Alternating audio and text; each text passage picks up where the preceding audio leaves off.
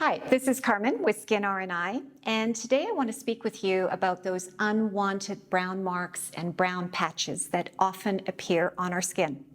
This skin condition is known as hyperpigmentation, and it is a result of damage to our skin's pigment-producing cells, known as our melanocyte cells. Now, the cellular damage and the associated oxidative stress is a result of genetics, our working lives, our playing lives, and our living environments. What happens with the melanocytes is that they are no longer, once they're damaged, they're no longer evenly distributing the pigment. They're also distributing pigment at a highly accelerated rate. And this is why we see that clumping and discoloration in our skin. The science behind pigmentation is very complex. There's many different kinds of pigmentation. There is solar vetogenes, there is melasma, there's post-inflammatory hyperpigmentation. So there's different causes for pigmentation. There's also different underlying conditions for pigmentation.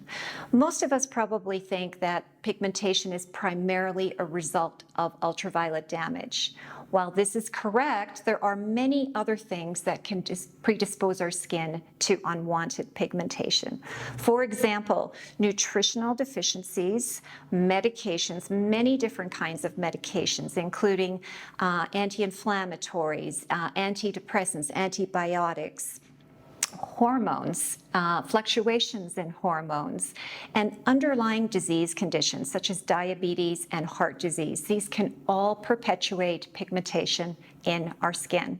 So for this reason, it's really important when you're dealing with pigmentation that you speak with a skin specialist so you understand the type of pigmentation you have, the degree of damage, and then your skin specialist will also be able to tell you what the underlying conditions are.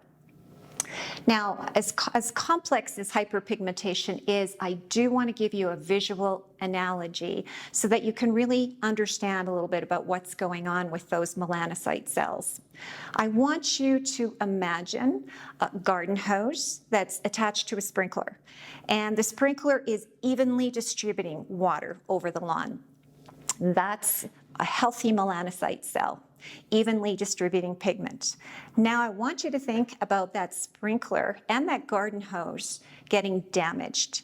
Now, rather than evenly distributing that water, that sprinkler is erratically distributing water. And very likely, water is going to pool in one area of the lawn.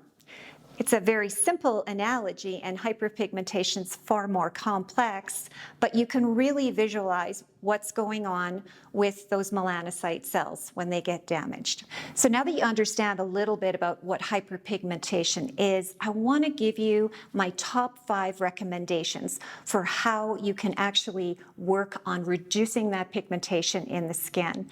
And I say reducing because it's important to understand once those melanocytes have been damaged, unfortunately, they don't respond like other cells in our skin to regeneration. In fact, after the age of 18, we have no regeneration cycles left for our melanocytes. So the goal with hyperpigmentation is to reduce the appearance of the pigmentation and to down-regulate the erratic activity of these cells. So tip number 1 is load your skin up with antioxidants, as many as you can, as many different types as you can. My number 1 antioxidant that I recommend for pigmentation is vitamin C. So not only does it work to combat free radical damage, but vitamin C also acts directly on an enzyme that produces pigmentation in the skin, and it actually inhibits the production of pigmentation. So it is very effective in combating hyperpigmentation. The second is adding vitamin B3, niacinamide. Niacinamide has been clinically and scientifically proven to inhibit the distribution of pigment in the skin, so also a very effective ingredient in treating this condition. Third is vitamin A. You always hear me talk about vitamin A, and again, I cannot stress enough that vitamin A is that absolute must-have essential nutrient in your daily skincare. It is the oxygen of your skin. It is what creates skin health. So that needs to be added every day as well. And then the fourth would be add an alpha hydroxy acid in your skincare routine. So alpha hydroxy acids come from either plants or animals, and they are exfoliants that actually help to remove those damaged dead skin cells that tend to accumulate on the surface of the skin.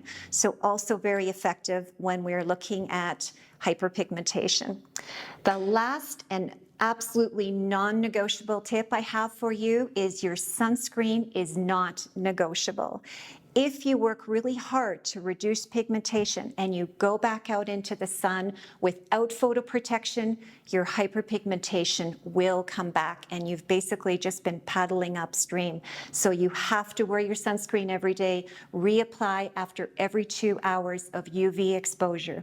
And please don't use bleaching creams. Bleaching creams are damaging to the skin. They damage the skin's DNA.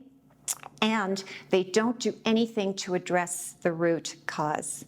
Now, if you want to know where you can find all these powerful ingredients, visit the Skin R&I shop. If you want more information and you want to book a personal consultation, visit skinrni.com.